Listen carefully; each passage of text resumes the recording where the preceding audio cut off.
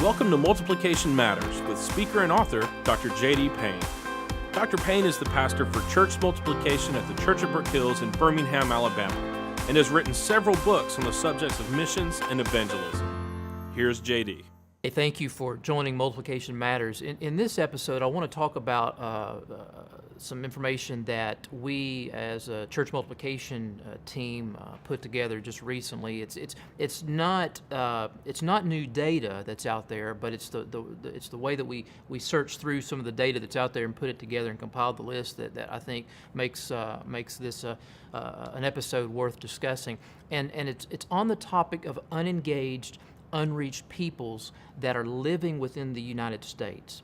Now, throughout the world, we talk about an unengaged, unreached people group as a group that is less than 2% evangelical, that less than 2% are followers of Jesus, but at the same time, they're unengaged, meaning that there is no evangelical church planting strategy that's focused on working among this particular people group to make disciples of them and to see them become followers of Christ. And so throughout the world, when we begin to look across the globe and look around and say, well, who are the unengaged, unreached? Now, just the unreached is in a different category, but the unengaged, unreached. In other words, not only the people that are less than 2% evangelical, but the groups that no one is working among. We begin to see that at the time of this episode, there are over 3,000. There are over 3,000 people groups scattered across the world that are unengaged and unreached. And so I began to think through, in light of the movement of the nations across the world, in light of the movement of unreached people groups across the world, are there any representatives of those 3,000 unengaged, unreached people groups somewhere in the world living within the borders of the United States? In other words, an unreached people group living in another country in the world, unengaged and unreached people group living in another country of the world, do they live in the United States as well? In other words, they're representatives here.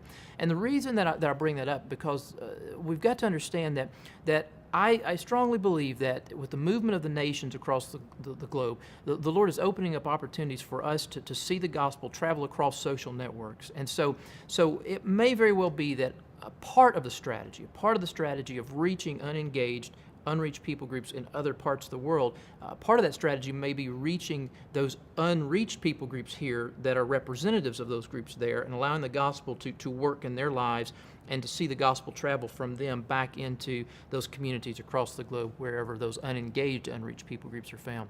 So what we did is we began to look at this list of 3,000, that has been compiled, and then we began to look at the list of the unreached people groups that are estimated living within the United States. And then we took those two lists and we put them together. In other words, we kind of cross-referenced them. We laid one over top of the other, that group of unreached people groups in the United States, the group of unengaged, unreached peoples across the world that's not looking at the United States. And we laid those together, and what we came up with was that, based on the estimates that are out there looking at that information, is that there are, at the time of this episode, there are about 106 unreached people groups living in the United States that somewhere else in the world they represent an unengaged, unreached people group living somewhere else in the world. So for example, I have a printout of the list here, and we're going to put a link near this or on this particular episode whereby you can get this PDF and that you can use this to look at, to pray over about the possibility of going and reaching and serving among them. But what you see here on this list of several pages, 106 people groups, you see, for example, the Tunisian Arab people living in the United States. But when we look across the globe, we see that in Belgium and in Germany and in Italy and in Libya and in the Netherlands, they're actually considered an unengaged, unreached people group. You see, for example, as you look through the list, you see the Fulani living in the United States, but in Gabon and in the Sudan, they are considered an unreached and unengaged people group. You look on down the list, and You see the Kurds or what we refer to as a Central Kurd people group living in the United States, but in places like Afghanistan, Jordan, Turkmenistan, they're considered an unengaged, unreached people group. And so, if the Lord has moved representatives of these unengaged, unreached peoples into our communities, living around us, where we're freely able to go across the street and share Christ with them and minister to them and serve them and help them, what are the global possibilities of being able to reach the unengaged, unreached as a result of reaching the people that the Lord has moved into our communities across the United States?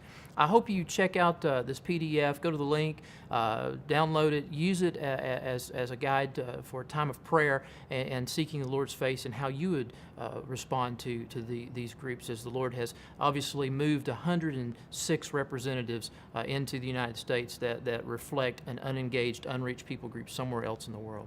Hey, I hope that this episode has been helpful to you, and look forward to having this time with you next time. Join us next time for another installment of Multiplication Matters with Dr. J.D. Payne.